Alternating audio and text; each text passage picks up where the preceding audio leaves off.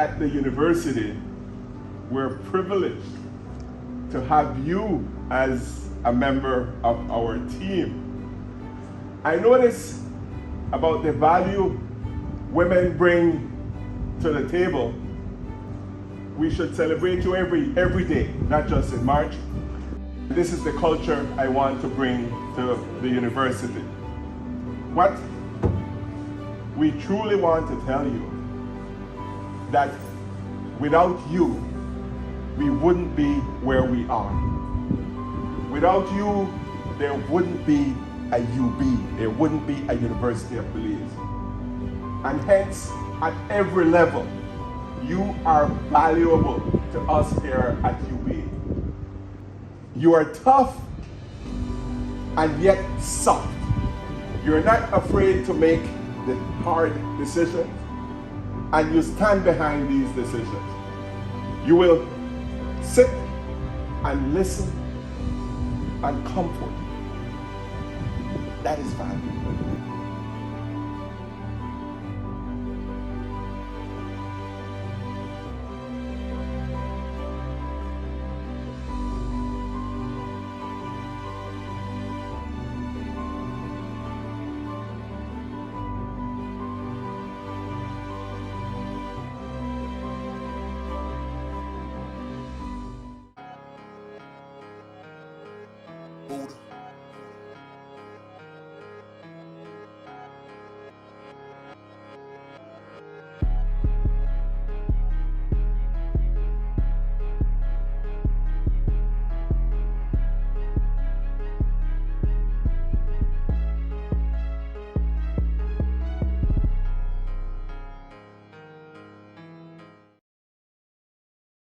And welcome back to another episode of Jaguar Journeys. I know you guys have been waiting anxiously to hear what we have lined up for you today. And I'm so excited to tell you we're going to be learning a lot about the Constitution, or perhaps not a lot, but all the important things that I think every responsible young adult attending the University of Belize, as well as those beyond, far and beyond, that you guys really need to know to become participative and active young people in our democracy. And so we can't have a show like that without, having expert people join us, as well as our expert faculty members. And so we start off with a little introduction. Dr. DeShield, go ahead. All right, so my name is Dr. Christopher DeShield, and I'm an assistant professor in the Department of Languages and Literature here at the University of Belize. I'm also serving in another capacity as a commissioner representing the university on the People's Constitution Commission. So I'm here in both capacities, I suppose, to engage with UB students, bringing in guest experts on constitutional matters, and just spreading the word, basically. Excellent. Thank you for being with us, Doc. Next, let's hear, who is this young gentleman here with us? I'm so happy to be here, and hi to all the students out there listening, watching, and to the host and the other guests. I'm Harold Young. I have a PhD in political science, and I'm an associate professor at Austin Peay State University in Tennessee. Currently, I'm living in Belize, working remotely, so I've been here almost 3 years. But I'm from Belize originally, of course. Right. Grew up in Belize.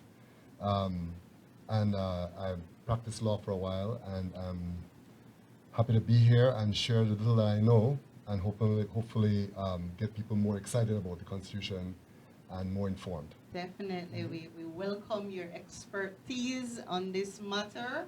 I was going to say, when you said you've been back in Belize 3 years, the joys of online learning, right? Yes. One of the joys. So Yes. we're grateful Yes, for. yes. Who is this beautiful young lady with us today? Hello guys, I'm Andrianna Hernandez, and I'm enrolled in the English faculty. I'm here to represent the English students as well as the other students in the University of Belize. Thank you so much, Andrianna. I want to take some time to shout out Andrianna, because it takes a lot from our students to come and sit in front of the entire world. That's no easy feat. So, Andrianna, I want to thank you. You're a beautiful, intelligent young lady, and I'm not saying that because she's an English major, but you really are, and I'm looking forward to a wonderful discussion. So let's get started. When people hear Constitution, people move the other direction. Sure. Well, I would like to also thank Andrianna for being here because, exactly as you said, I had invited a few students and they rejected the opportunity to appear on the show. One of them said, "Yeah, that sounds nice and all to be part of the Constitution discussion, but as soon as a camera was involved, no." So I applaud, your presence here, your courage, as it were, to be part of it. But to jump on what you had mentioned, Ima, about it being a responsibility of all citizens to be informed on this issue. I'm curious about that because I'm looking at my own background and my own education. I wonder what opportunities I had as a student growing up in Belize to actually engage with the document. So I'm curious. I know that for some of the schooling that we had, we engage in like general knowledge courses. That would touch on things like legislature, executive branch, all of that kind of thing growing up. But what opportunities do we have to actually engage with this document? And I kind of wanted to pose that question to you first, Well, Andrianna. for one, honestly, I haven't been very much involved with the document as I've only been told certain things about legislation, like you said earlier, it's my the experience different as well. branches, Yeah. but getting really involved with it, no, I have not as. Yeah, in Yeah. individual courses, people don't generally read it cover to cover. Yeah, it would be really interesting to. Yeah, but so I'm curious about that experience that everyday Belizeans have, because there seems to be an issue going into constitutional matters where ordinary citizens feel like they have to defer to an expert, right? That's a perfect segue because I want to hear from the expert. Well, I think I'll start off by just saying a little bit about how people get introduced to the Constitution. So I'm a child, a product of the independence movement. Awesome. Okay, so when I was in my late teens, well, my whole life, but my late teens was an active period politically in the sense of being very aware of the independence movement, the pros and cons and the debate. So a lot of people were engaged just by that. It didn't mean that I read a particular document, Right. but the spirit of Yes. was there. Definitely. And I think that sort of enthusiasm and living the reality of how you're governed Yes. kind of tapered off after independence. And it was treated like, okay, we crossed a threshold, We're good. like we're good. But the Constitution itself should be a document It's a that living we document. live, Yeah. that we live. So one quick thing is to think about it as a political and a legal document. Lawyers like to think about it, or we like to think about it as only a legal document. And so it has all this legalese language in it. But in actual fact, and that has its place. I'm not, it is the supreme law of the country. But it should also encapsulate how we as Belizeans, or how citizens of any country, how you want to live and how you want to be governed. And make it, so you can't recite every part, but the themes and the spirit of it, you should be able to live it in Yes. your daily life. Definitely. And that's one of the things that we need to embrace. And don't be sidetracked by people who suggest it's a legal document you really need somebody to explain it to you, because some things need to be inculcated into our existence and into our psyche. Yeah, definitely. I'd just like to reiterate something that Dr. Young mentioned, that whole divide between the political Yeah. and the legal side. That was definitely a barrier for me coming into the document, and I have some additional engagement or desire to engage with it because I will personally have something at stake Yes, now, right. occupying this particular position and being involved in this process. So I can feel that, very directly. I think a lot of other citizens might not feel that they have that engagement. Right. And the challenge then is to show you how make it it's real linked to your, life. everyday Yes. experience. Yes. And the other side to it that he mentioned was, I think a lot of people feel they need to have some kind of legal degree, to investigate any part of it. Because this thing you're deep. Yes. Pretty real. Looking at it, I almost remember, you think of these, the history of, for example, these holy books that go. This is something I was thinking about. It was an interesting parallel that came out of discussion where someone was cautioning another individual to, you really have to take up or have some legal knowledge for approaching it. But it mirrors almost the same kind of caution that you have this priest class that, so in order to access this holy book and all of the wisdom that it contains, you must go through this professional class of interpreters. So that seems to be a similar challenge that people perceive happening here with the Belize Constitution. I wonder if that's a barrier that you feel or you're aware of when this. you think about the Constitution, I mean... I think it has a lot to do with the different connotations with politics in itself that you feel this distance towards it, and I think that's happens a lot with the Politics young in general. people that we deviate from it instead of Sort of a engaging turn off, and Well, I think an important distinction that may help bring people in is to distinguish between party politics and politics. Yes. Party politics is a subsection of politics. Politics is life. Right. Everything we do is a political act. With a small Or p. engage, but a small p. Politics with a Yeah, a small small p. p, a very small p. A very small p meaning personal. Yes. It could be personal too, right? Because you're engaging. We just to use a very easy term, we know when I know when I'm engaging somebody that I need to be diplomatic.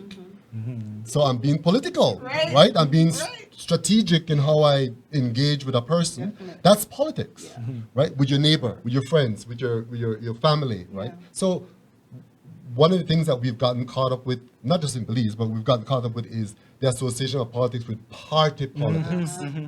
And so when you say, let's discuss politics or let's discuss the political aspects of the Constitution, they think, well, you have to be one party or the other, which is a barrier. And we need to sort of like disperse that idea. We need to improve in how we are going to communicate this and the types of public awareness that we need to get done. And the Constitution does give you, to refer directly to the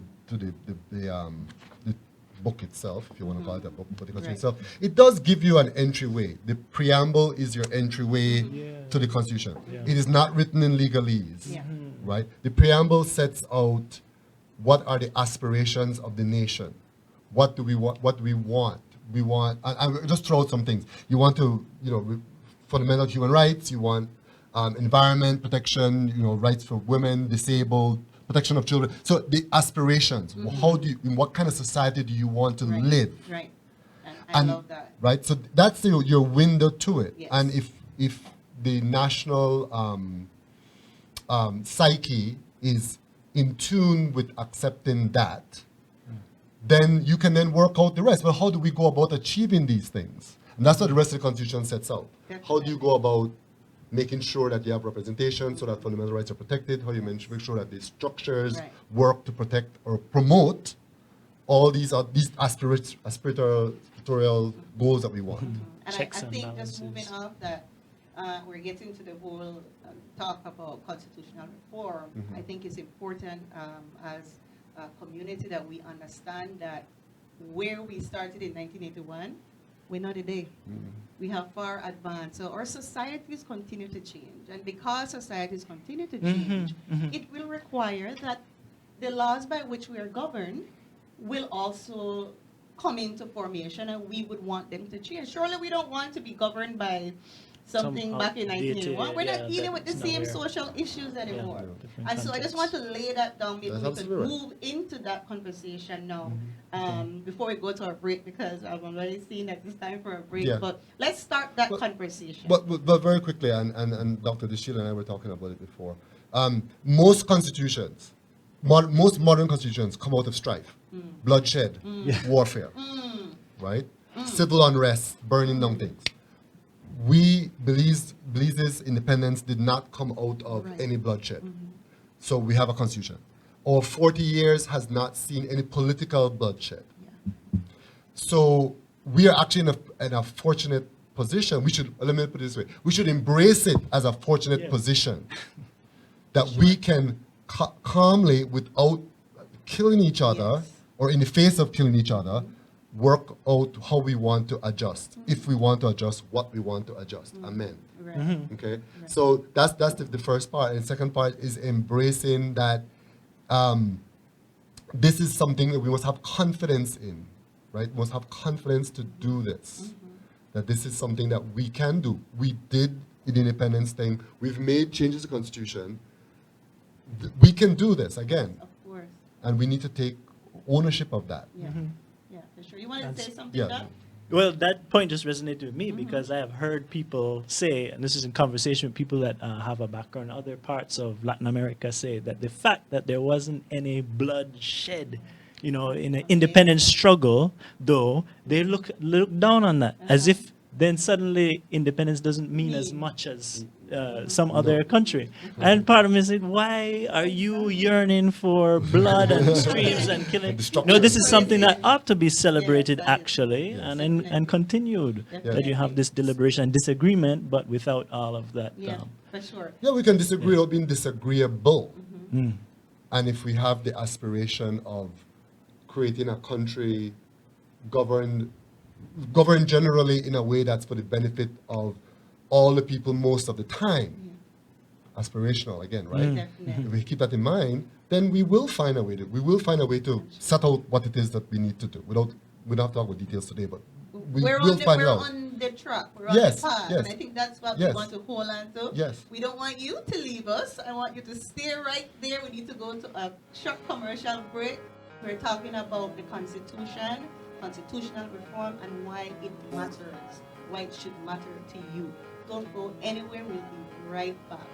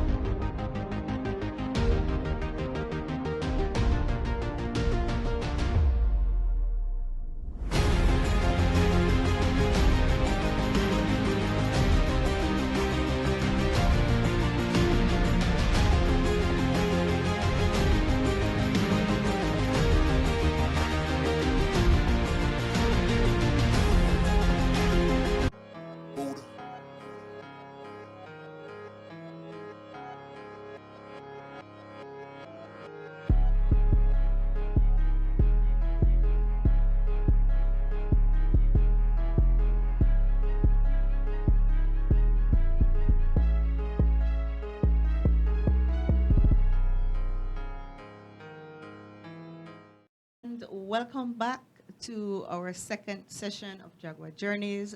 Tonight's discussion is a very engaged one. We're talking about, guess what? Politics a little bit, yes. We're learning quite a lot about the different P's in politics. We need to get that word out a little bit more so we get better engagement from our student population. During the break, I was talking with you, Andrianna, and I'd love to hear, when you think about politics, what's your overall view? I think there is this big distance I feel towards politics. I think it stemmed from the corruption that's surrounding politics and politicians. I think your sentiment is shared everywhere we go, right? There is a level of corruption that it's hard to shake. Common refrain. What ways would constitutional reform address that elephant that's in the room? Corruption. We'll go back to something we said earlier. It's aspirational to say there will be no corruption. Oh, so we want to eliminate corruption. That's aspirational. And I like the aspiration. But we probably will never eliminate it totally, 100%. But there are significant things that can be done constitutionally to minimize it. And even if it occurs, that it gives the authorities the opportunity to hold people accountable.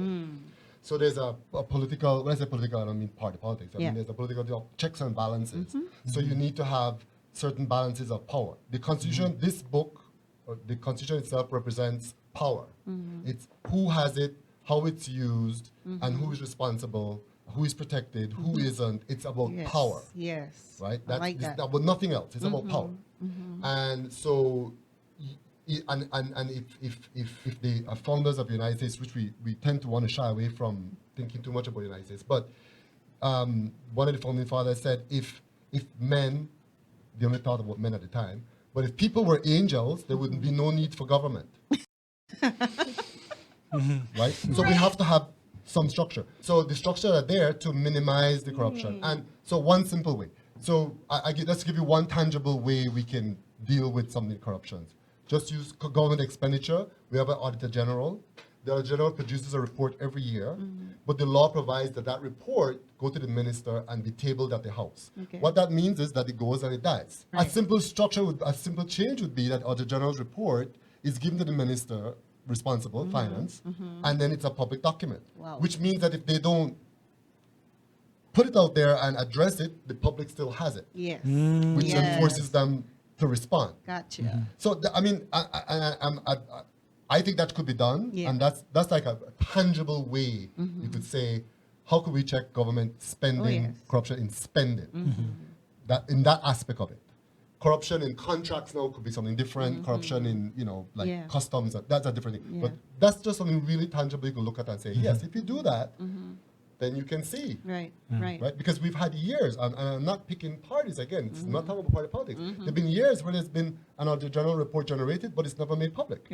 And the Auditor General can't do anything. Right. Right. So that's like something That's tangible you huge. could think about. Definitely, right? definitely. Yeah, yeah. So when we're going through this constitutional reform, where are we in terms of the process? This is at the beginning of the process, Okay, really. so we're at the beginning of the Strategic phase, developing plans for the execution of an educational campaign. This event right here that we're engaged in is, in a way, ahead of the curve because it's not an official thank you. PCC business. This is Thank you very UB much, sir. deciding on its own initiative That's right. that, this thing is going on and we care. And so we want to So figure there's out some an more. educational committee. There's a Yes, there'll be a committee. technical committee on education. It's already formed. And that committee will be tasked with unrolling that education campaign that will target all stakeholders, not just Awesome. UB, but other tertiary institutions and schools and Great, villages great. and all of that, right? So, yeah, this is, UB's contribution there. I was going to say the other interesting thing about about reform processes is that normally, beside the fact that they usually come out of bloodshed or strife, they're usually done by a panel of experts. Some dark rooms. Yeah. I don't want to say literally dark. Behind the but behind the scenes. scenes. Yeah, locked doors, Where some sometimes. professionals, come elite, in, Yeah. sit down and come up with something, and then they go, In robes, okay, what do you think? And then, right. Well, this process is a lot different. It makes it a lot more difficult because it requires more people involved and more Yes. consensus building and Yeah. more education. But it's a unique process in the sense that there are civic representative of civic society that's Yeah. actually doing it and consulting with the people of Belize, hence the term people. Yeah. And that's really Networks. important. If you think about, just again, go back to the United States, their constitution that they have now was written in like 6 months Amazing. by a bunch of men who just went to one city and drank in the evening and went to the next.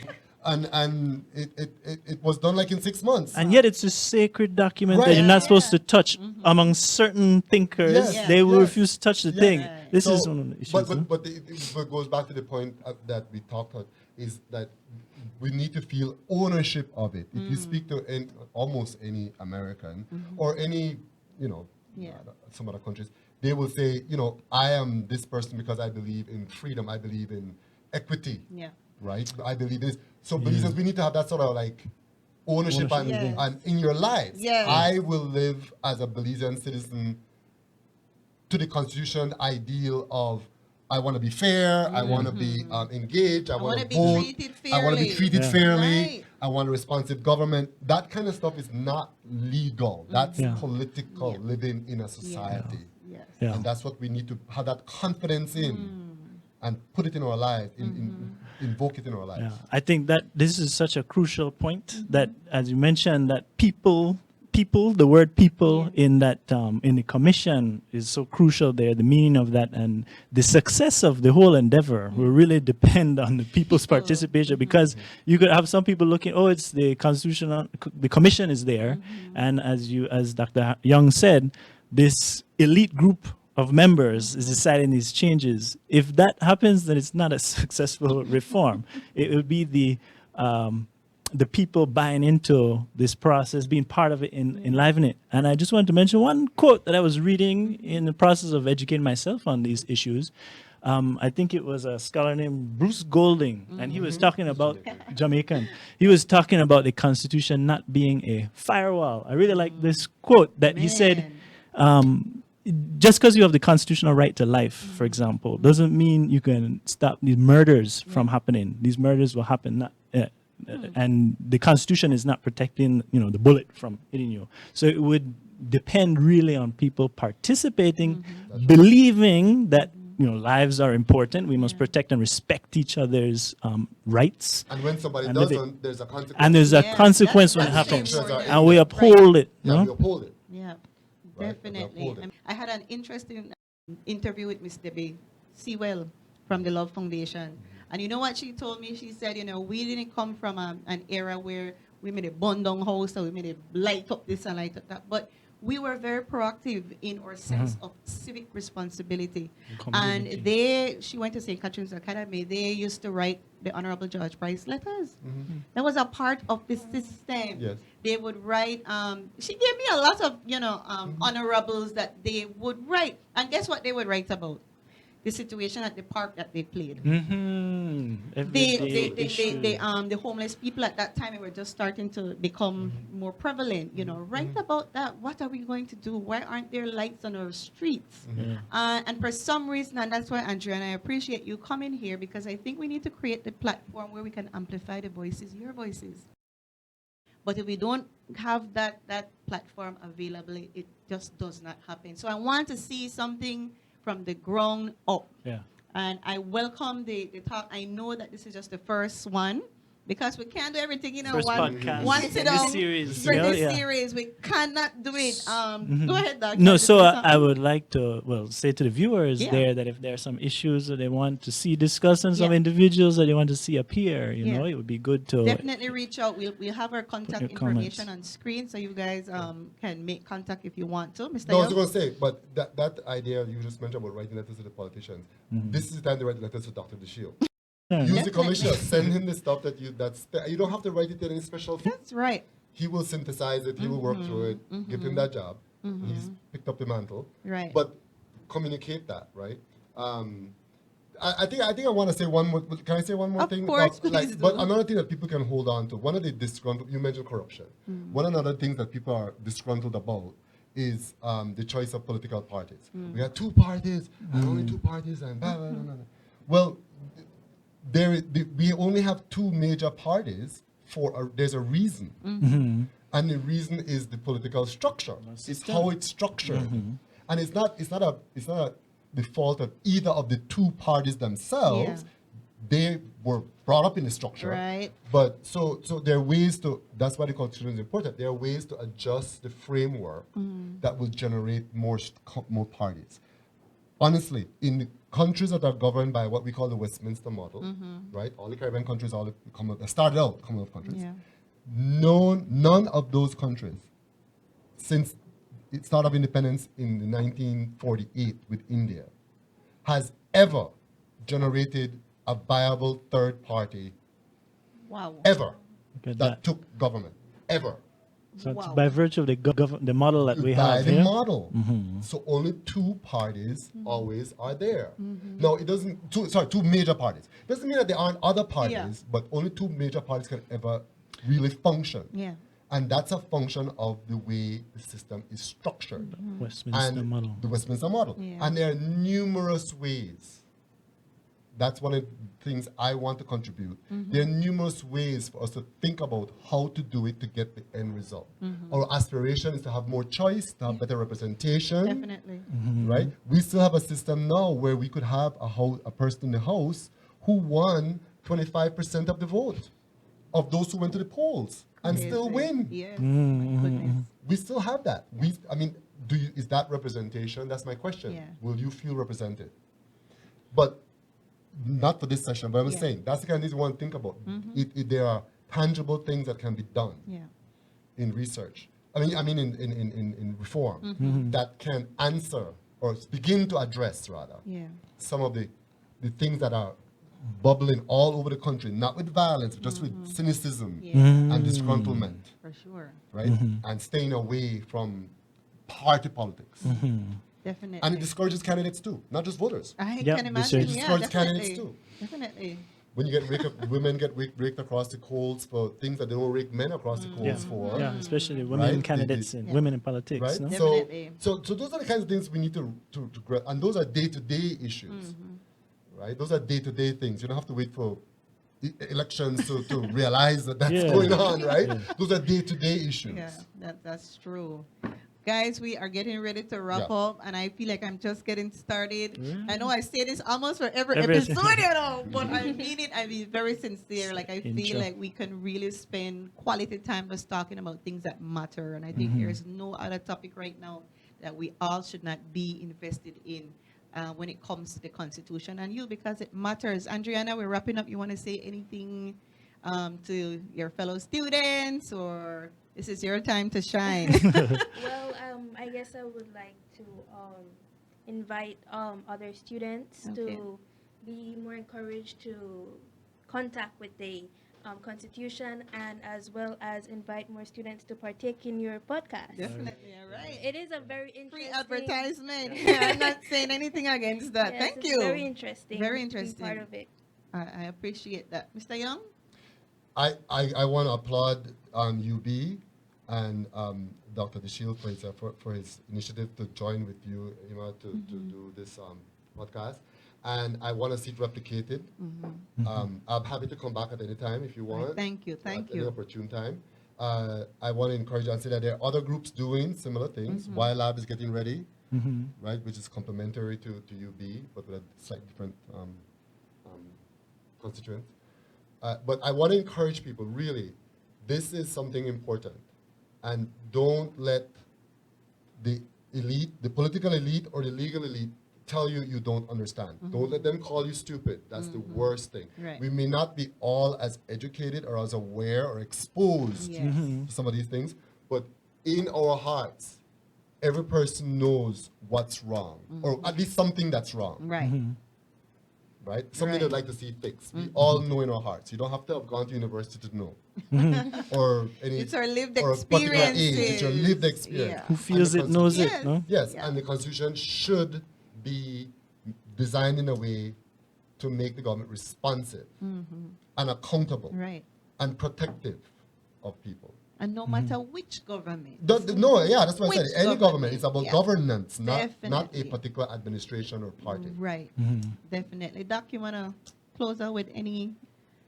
Sure. Well, I want to thank you for being on here, especially, Andrian, for being part of this thing. I want to encourage other students here at UB, especially, and my classes especially, to get involved. Several people have volunteered and helped out a lot for some of the other events that we've had. So thank you all, and encourage everybody to engage, interact. There's a lot of exciting things happening right now, and it pays to pay attention to what's going on. So Be a part of. Be a I'm part of still it. talking about Delmerzi. Be a part of history. Mm, Be a part of the moment. That's mm. important. The people. moment. That's so Live your very moment. important. It's like what I said, I was part of the independence movement. That's a stop 40 to years me. from now, you'll be able to say, Tell- I was there. Yes, Mm. for sure. And this was for my sure. But rule. the So reform we're- was trying to be kicked You're a off. part of Hopefully, history. hopefully you'll be able to say it was a success.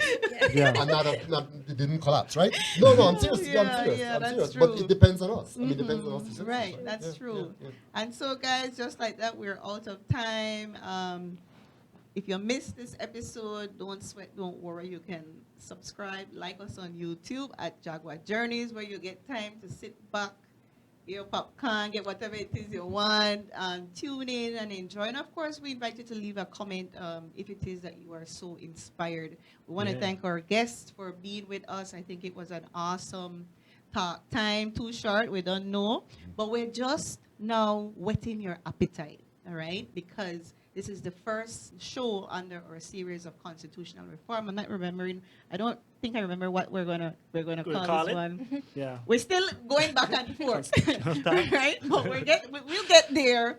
We want to thank you as always. Like I said, this can't happen without you, or viewers, or audience, or students. We want you to become more engaged. And so until we meet again, I always close off by saying, don't forget to join the journey right here at the University of Belize. Good night until we meet again.